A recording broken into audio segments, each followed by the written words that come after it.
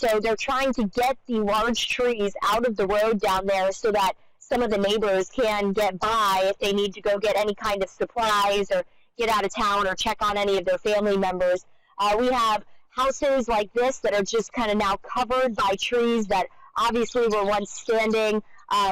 Just from some surveying around here over the past couple of, I guess, about an hour or so, that's when conditions started to get safe. It was just about an hour ago, because our coverage this morning, we were in the outer eye wall. And just to give viewers at home a little bit of perspective on what that is, when you have a hurricane, particularly a major hurricane, which is a Category 3 or higher, the closer you get to that center, what we call the eye of the storm, that's where the wind is the greatest. So we were experiencing wind gust values over 100 miles per hour, just trying to brace for the wind as it came through. Now, the storm is, of course, well north of us, as you're going to hear from our other reporters scattered around both Florida and Georgia. So now the conditions are calming down here, but we've seen roofs off of buildings. We've seen signs that are completely torn apart, flooded out parking lots, lots of neighbors out just checking on each other. So it's really active now that people are just kind of trying to get a glimpse of what Idalia left behind here. But I can't even count on one hand how many instances we saw of just some pretty significant damage, Maria. And Courtney, we were with you earlier this morning on Atlanta News First when you were standing in what I believe was a Cat 3. And we could see, you bracing yourself and you're just weathering that storm. But describe, standing in a hurricane like that, a Hurricane Idalia. Yeah, so I am definitely not afraid to tell everyone that I only weigh about 120 pounds, and this storm came in with wind gusts over that. So clearly that was a little bit concerning enough. I had to kind of get a little lower in my stance in order to just try and stand a little still. But it was eerie is what it was. I have been through a lot of hurricanes. Sorry, someone just drove over the power lines behind me. I've been through a lot of hurricanes before growing up in the South Florida area, and I've always been inside. But being outside, I mean, you heard the whistling of the wind going between buildings. You heard signs ripping off of their structures. Across the street, we had a gas station that the part of the roof, the awning of the gas station, metal. So you heard just metal sheets ripping off. A giant billboard fell over. And, of course, we had a lot of media where we were, and so everyone was just kind of trying to brace themselves as the wind would come through. And the people staying at the hotel who were just curious of what was going on, everyone was a little nervous. And a lot of the people who were there, once the storm passed, we had, it was just really humbling to hear that, first of all, a lot of them were okay. But a lot of the people, they were very concerned, of course, of what they were going to go home to. That was something I definitely heard a lot. Once the storm started to pass and people started to make their way out, a lot of them were like, I don't know what I'm going home to. I don't know if I have a home. Thankfully, a lot of the homes here stood up to the storm very well. Here in this state, the code for your home, in order to be simply insured, is very strict. So in order to have insurance, your home has to live up to a certain standard and be able to withstand a major Category 3 hurricane as it moved inland.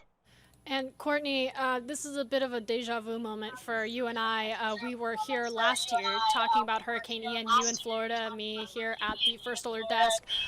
Compare those, I mean, you can't compare really hurricanes and just the devastation that comes with each, but from standing in Ian to standing in Idalia, how different, how similar is it for you?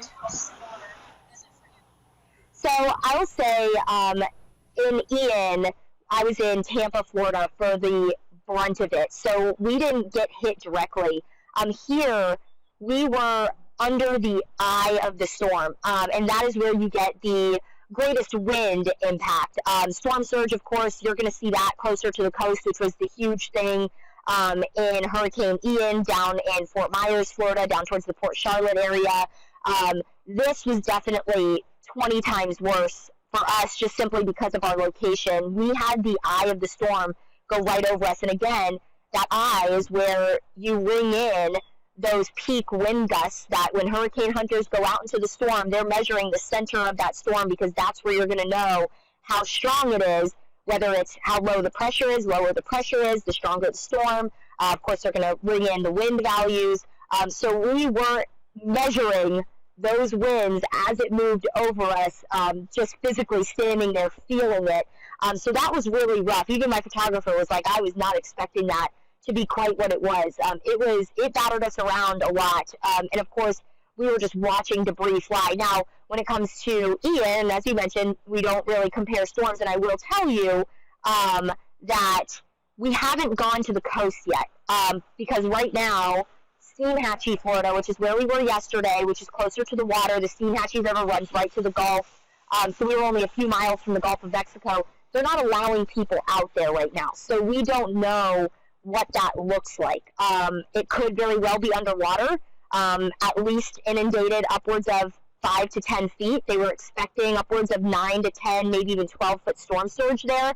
And Rodney had been talking about it throughout the morning. Storm surge is when literally the ocean moves inland. And that's a huge threat with storms, particularly in this location where we had a river that helped kind of funnel all of that water in. So we're going to try to get out there when you're allowed to be out there. But right now, we don't know quite the extent of the storm surge, which was the really, really big issue, of course, with Hurricane Ian down in Fort Myers and caused mass devastation along the coastline, took out the bridge to Sanibel Island. So here is a little further inland for that threat, but the wind definitely causing a lot of issues, obviously, with the power lines down, numerous trees down, snapped in half with toothpicks. So the wind threat is what we're seeing here, but that storm surge threat, that we've yet to determine because we're just not allowed out to the coast right now, and I imagine it is because it's pretty rough down there with the water. Courtney, I want to thank you so much for joining us here, talking with us. Hopefully you can stay safe and dry out there, and we look forward to seeing you back in the newsroom. Absolutely. Well, thank you so much for having us, and we'll check in with you guys throughout the day.